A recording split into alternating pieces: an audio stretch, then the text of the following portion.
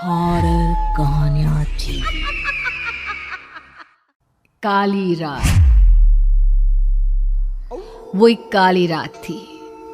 स्याह काला अंधेरा, इतना घना कि आंखें फाड़ फाड़ कर देखने के बाद भी चारों तरफ सिर्फ अंधेरा नजर आता था।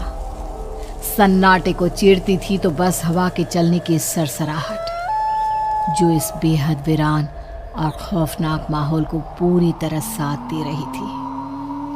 ऐसी भयानक काली रातों में कुत्तों के भौंकने की आवाजें अक्सर सुनाई दे जाती है, लेकिन उस रात में कुछ अलग था, बहुत कुछ ज्यादा सनसनीखेज।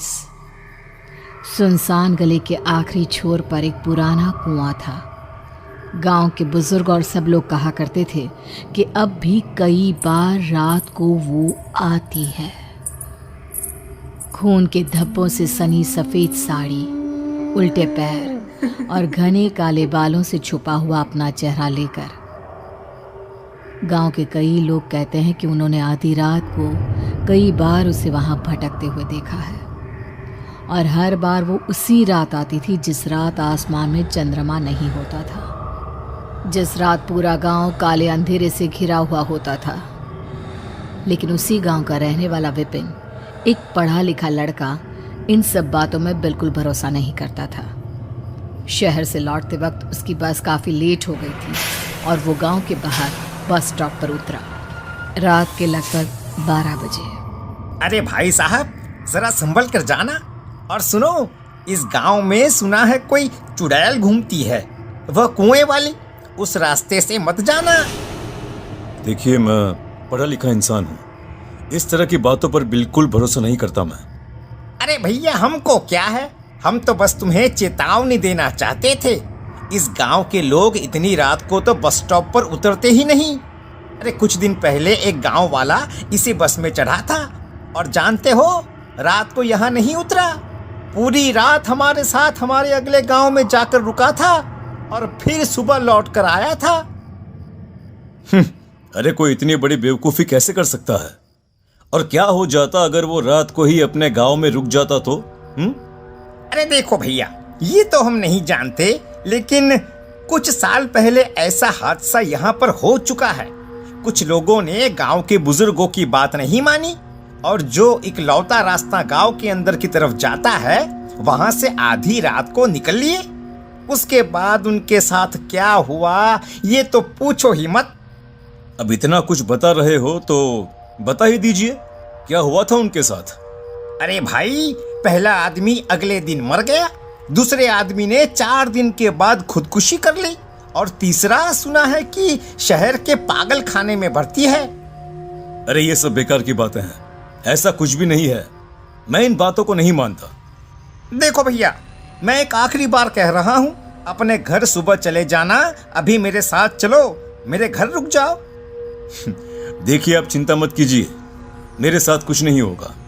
अरे भैया, परेशानी की बात तो ये है कि गांव के अंदर जाने के लिए एक ही रास्ता है, वही कुएं वाला रास्ता, और आज अंधेरी रात भी है। कहीं ऐसा ना हो सफेद कपड़ों वाली चुड़ैल वहीं भटक रही हो। कोई बात नहीं, अगर भटक रही होगी तो उससे भी मुलाकात कर लेंगे, अपना फोन नंबर दे देंगे, और फिर अगली बार जब आपसे मिलेंगे तो बात जरूर करवाएंगे आपकी। अरे ठीक है भैया, जैसी तुम्हारी मर्जी। और चुड़ैल का फोन नंबर आप अपने पास ही रखना, हम तो चले। विपिन बस ड्राइवर की बात नहीं सुनता और गांव के सुनसान रास्ते पर आगे बढ़ता है। आज पहली बार विपिन का दिल जोर से धड़क रहा था। उसे थोड़ा थोड़ा सा डर लगने लगा था। आज पहली बार न जाने क्यों उसके कलेजे में कंपकपी सी हो रही थी। लग रहा था जैसे शायद गांव वालों की बात सच हो, और अगर सच हो गई तो क्या होगा। जैसे जैसे वो कुएं के नजदीक बढ़ रहा था, उसे ऐसा लग रहा था जैसे उसके शरीर का खून ठंडा पड़ रहा है। मुझे डर क्यों लग रहा है? मैं तो इन सब बातों पर भरोसा नहीं करता। कितना अच्छा होता कि कोई गांव वाला मिल जाता तो उसके साथ निकल जाता, लेकिन इतनी अंधेरी रात में इस वक्त कोई भी गांव वाला यहाँ पर क्यों आएगा? मैं कुछ ज्यादा ही सोच रहा हूँ। मुझे जल्दी से जल्दी अपने घर पहुंच जाना चाहिए। लेकिन भगवान ने शायद विपिन की प्रार्थना सुन ली थी। विपिन ने अचानक से अपने पीछे किसी के कदमों की आहट सुनी। एक बार के लिए उसके माथे पर पसीना आ गया और उसके कदम वहीं रुक गए। लेकिन तभी उसके कानों में एक बुजुर्ग औरत की आवाज आई। अरे बेटा, गांव की तरफ जा रहे हो, जरा मुझे भी अपने साथ ले चलो। देखो ना, मेरे हाथ में भारी थैला है, मुझसे उठाया भी नहीं जा रहा। अरे माँ जी, इतनी रात को आप यहाँ पर क्या कर रही हैं? और कहाँ रहती हैं आप? वही गांव के मंदिर के पीछे की तरफ मेरा घर है बेटा। क्या है ना, पास वाले गांव गई थी, लौटने में देरी हो गई। अरे कोई बात नहीं माँ जी, आप मेरे साथ चलिए। अच्छा ही हुआ कि आप मुझे मिल गई। पता नहीं क्यों पहली बार आज मुझे इस रास्ते से गुजरने में मुझे डर लग रहा था। लाइए लाइए, आपका थैला मुझे दीजिए। भगवान तुम्हारा भला करे। लो बेटा, ये थैला तुम पकड़ लो। विपिन उस बुजुर्ग औरत का थैला उठाकर उसके पीछे पीछे चलने लगता है। जैसे ही वो दोनों उस कुएं के नज़दीक पहुंचते हैं, अचानक से कुएं से किसी की आवाज़ आती है। मैं तुम्हारा ही इंतजार कर रही थी, कहाँ थी तुम? बेटा जल्दी चलो, मुझे लग रहा है उस डायन के आने का वक्त हो चुका है। अगर हम यहाँ से सही वक्त पर नहीं निकले तो हम दोनों को खा जाएगी। क्या हुआ माँ जी, क्या हुआ? क्या आपने भी वही आवाज सुनी जो अभी अभी मैंने सुनी थी? हाँ, तुम ठीक कहते हो, वो आवाज़ मुझे भी सुनाई थी। अब जल्दी चलो, हम यहाँ से जल्दी निकलते हैं बेटा। बुजुर्ग औरत तेज कदमों से आगे की तरफ चलने लगी। विपिन भी उसके पीछे पीछे चल पड़ा। कुछ ही देर में वो दोनों उस कुएं से काफी आगे निकल गए। जानती है माँ जी, आज आपकी वजह से मेरी जान बच गई। वैसे मैं इस चुड़ैल वाली बात पर कभी भरोसा नहीं करता था। गांव के लोग बोलते थे कि यहाँ पर एक भूतनी घूमती है, लेकिन मुझे लगा वो सब झूठ है। लेकिन आज इस बात पर मुझे भरोसा हो गया। मैंने खुद उसकी आवाज सुनी है। अरे बेटा, गांव के लोग जो भी कहते हैं ना, वो सब सच कहते हैं। चलो, हम तो वहां से बचकर निकल आए। अम्मा जी, आपका घर आ गया। हाँ बेटा, यही मेरा घर है।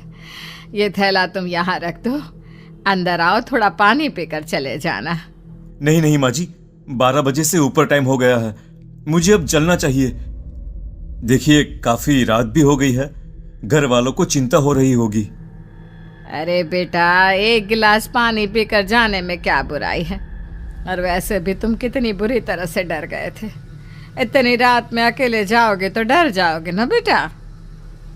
नहीं डरूंगा माँ जी, और वैसे भी मेरा घर अगली गली में ही है, मुझे उस कुएं के पास से नहीं जाना है। बड़े बूढ़ों की बात मान लेते हैं, पानी पियो और फिर चले जाना। अच्छा ठीक है माँ जी, अगर आप कहती है तो मैं यहाँ रुककर पानी पी लेता हूँ। मैं यहीं आंगन में खाट पर बैठा हूँ, आप मेरे लिए पानी ले आइए। वो बुजुर्ग औरत धीरे धीरे कदमों से चलते हुए घर के अंदर जाती है और कुछ ही देर के बाद विपिन को अपने कानों में घुंघरुओं की आवाज़ सुनाई देती है। वो जैसे ही नज़र उठाकर सामने देखता है तो एक लाल साड़ी पहनी हुई खूबसूरत सी लड़की सर पे घूंघट ओढ़ के उसकी तरफ चली आ रही थी। उसके हाथ में पानी का गिलास था। ये लीजिए, पानी पी लीजिए। आप कौन हैं? मेरा नाम रूपाली है। आप कितनी खूबसूरत लग रही हैं इस लाल साड़ी में। मैं आपका चेहरा देखना चाहता हूँ। और वो माँ जी, वो कहाँ चली गई? आप उनकी बेटी हैं क्या? आपको इन सब बातों से क्या लेना देना? अभी पानी पी लीजिए। इतना कहकर रूपाली जैसे ही अपना हाथ आगे बढ़ाती है, विपिन का हाथ उसके हाथ से टच हो जाता है। विपिन अब अपने आप पर कंट्रोल नहीं कर पा रहा था। वो रूपाली की खूबसूरती में जैसे खोता जा रहा था। वो जल्दी से जल्दी रूपाली का चेहरा देखना चाहता था, इसलिए पानी का गिलास एक तरफ रखकर वो अपनी जगह से उठ खड़ा हुआ। उसने अपना हाथ रूपाली के घूंघट की तरफ बढ़ाया, जिस पर रूपाली कुछ कदम पीछे हट गई। अरे डरो मत, मैं तुम्हारे साथ कुछ गलत नहीं करना चाहता। मैं तो बस एक बार तुम्हारा चेहरा देखना चाहता हूँ। तुम जो करना चाहते हो वो यहाँ नहीं हो सकता। उसके लिए तुम्हें मेरे साथ इस घर से बाहर चलना होगा। अरे लेकिन क्यों?